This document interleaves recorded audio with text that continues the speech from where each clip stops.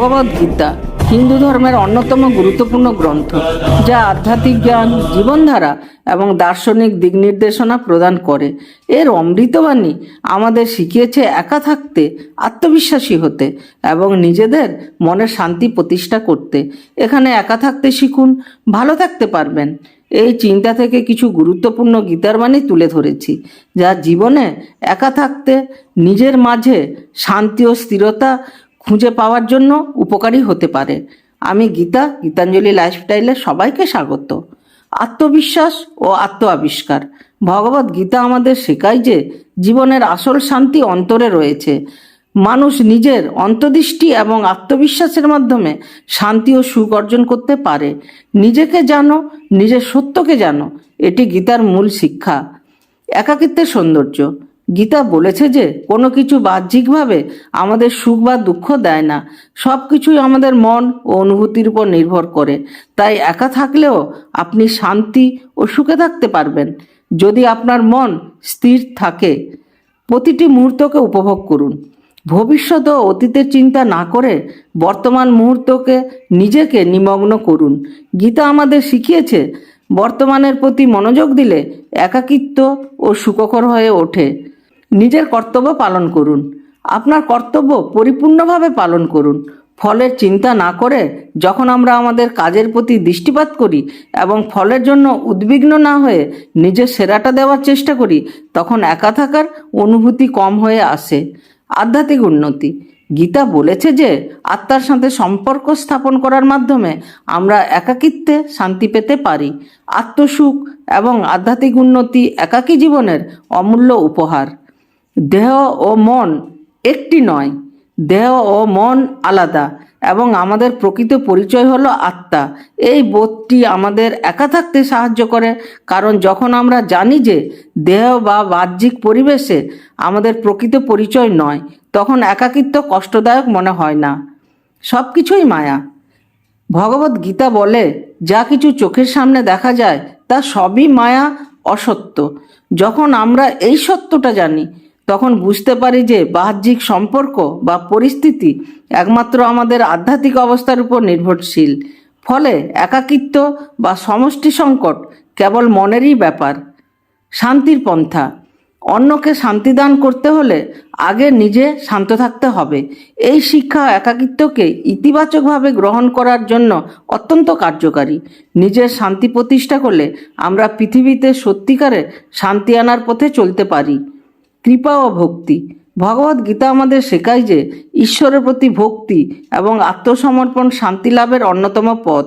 একাকী থাকার সময় আমরা গভীরভাবে নিজের আত্মার সাথে সংযোগ স্থাপন করতে পারি। বীরত্বের মানসিকতা। গীতা বলেছে যুদ্ধক্ষেত্রে বীরের মতো কাজ করো, নিজের সত্তা প্রতিষ্ঠা করো। একা থাকার সময়ও নিজেকে একটি যোদ্ধা মনে করলে মনোবল এবং আত্মবিশ্বাস বৃদ্ধি পায়।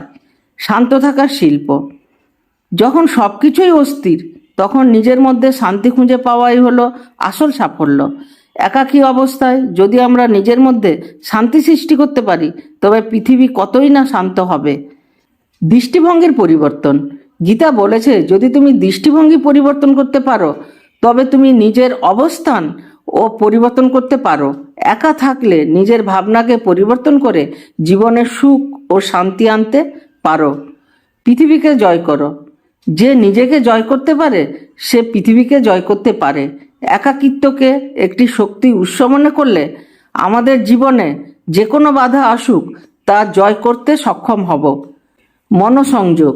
যতক্ষণ না তুমি নিজেকে একাগ্রভাবে চিন্তা করো, ততক্ষণ তোমার শান্তি আসবে না।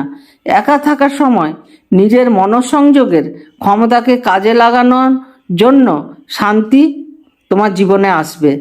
ধৈর্য ও সমঝোতা। গীতা ধৈর্য এবং পরিশ্রমের উপর গুরুত্ব দিয়েছে। একাকী থাকার সময় আমাদের ধৈর্যের প্রয়োজন, কারণ সময়ের সাথে আমাদের মনোবল আরও দৃঢ় হয়। দয়া ও ক্ষমা। ক্ষমা হলো শক্তির মূল।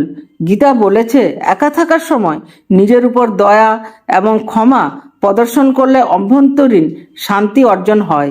আত্মবিশ্বাসের শক্তি। গীতা আমাদের শেখায় যে আত্মবিশ্বাস হলো জীবনের শক্তি। একাকী অবস্থায় নিজেকে বিশ্বাস করলে আমরা সমস্ত প্রতিকূলতা অতিক্রম করতে পারি। সমতা ও বিশ্রাম। যে ব্যক্তি সুখ ও দুঃখ সমানভাবে দেখে সে সত্যিকারের যোগী। একাকী অবস্থায় আমরা যখন নিজের সুখ ও দুঃখকে সমভাবে গ্রহণ করতে পারি তখন শান্তি আমাদের সঙ্গী হয়ে ওঠে। দেহের গুরুত্ব। গীতা বলেছে যে দেহের গুরুত্ব অনেক বেশি, কিন্তু এটি আমাদের প্রকৃত অস্তিত্ব নয়। একাকী থাকতে দেহের প্রতি সচেতন মনোযোগ দিলে আমরা নিজেদের স্বাস্থ্য এবং শান্তি সুরক্ষিত রাখতে পারি। বিশ্বযাত্রা ও সঙ্গতি। প্রকৃতি পথে চলা অত্যন্ত গুরুত্বপূর্ণ, কারণ প্রকৃতি এবং ঈশ্বর এক। একা থাকলে আমরা প্রকৃতির সাথে আরও গভীরভাবে সংযোগ স্থাপন করতে পারি, যা আমাদের আত্মিক শান্তির জন্য প্রয়োজনীয়। অনুভূতি ও চিন্তা। আমাদের অনুভূতি ও চিন্তা আমাদের বাস্তবতা গঠন করে। গীতা বলেছে একা থাকার সময় আমাদের মনের উপর পূর্ণ নিয়ন্ত্রণ থাকতে হবে। সাধনা ও কঠোর পরিশ্রম। যত কঠোর পরিশ্রম করবে তত তাড়াতাড়ি তুমি ফল পাবে। একা থাকতে আমাদের কঠোর সাধনার প্রয়োজন, যাতে আমরা নিজেকে পুরোপুরি অনুভব করতে পারি। অস্থির মন ও শান্তি। যে মন অস্থির সে কখনো শান্তি পেতে পারে না। একাকিত্বের সময় আমরা যদি নিজেদের মনকে স্থির রাখতে পারি তাহলে আমরা শান্তি লাভ করতে পারি। মনের স্থিরতা।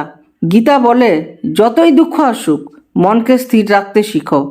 একা থাকতে আমাদের মনের স্থিরতা বজায় রাখাটাই সবচেয়ে গুরুত্বপূর্ণ। ভগবানের প্রতি বিশ্বাস। গীতা বলে ভগবান আমাদের একমাত্র আশ্রয়। একাকী থাকার সময় ঈশ্বরের প্রতি বিশ্বাস ও আত্মসমর্পণ আমাদের শান্তির পথে পরিচালিত করে। কর্মের ফল। আপনি যা করেন তা ফল আমাদের জন্য প্রস্তুত হয়ে থাকে, কিন্তু সেই ফল নিয়ে উদ্বিগ্ন না হওয়ার উপদেশ দিয়েছে গীতা। একা থাকলে শুধুমাত্র আমাদের কর্তব্য মনোযোগী হওয়া উচিত। অনুভূতির মুক্তি। আপনার অনুভূতিগুলোকে নিয়ন্ত্রণ করুন এবং আপনি মুক্তি পাবেন। একা থাকার সময় আমাদের অনুভূতিগুলি নিজের হাতে নিয়ন্ত্রণ করতে হবে। চিন্তার শক্তি। আপনার চিন্তা আপনাকে স্বর্গ বা নরকে নিয়ে যেতে পারে। একা থাকার সময় চিন্তা যদি ইতিবাচক হয় তবে জীবন আনন্দময় হতে পারে। মনের প্রশান্তি। যে ব্যক্তি নিজের মনকে শান্ত করে রাখতে পারে সে পৃথিবীর শ্রেষ্ঠ ব্যক্তি। একাকী অবস্থার মনের প্রশান্তি আমাদের সবচেয়ে বড় সম্পদ হতে পারে। সৎসঙ্গ। সৎসঙ্গে থাকলে আত্মিক উন্নতি ঘটে। একা থাকলেও যাদের কথা আপনি ভাবলে আপনার মনে শান্তি এনে দেয় তাদের সঙ্গ গ্রহণ করা উচিত। নিজেকে জানুন। আপনার আত্মাকে জানার মধ্যে রয়েছে সর্বোত্তম সুখ। একা থাকলে নিজের প্রকৃত আত্মা চিনতে সহায়ক হতে পারে। এই ভিডিওটা যদি ভালো লেগে থাকে তাহলে একটা লাইক, কমেন্ট ও শেয়ার দিয়ে আমাকে উৎসাহ দেবেন।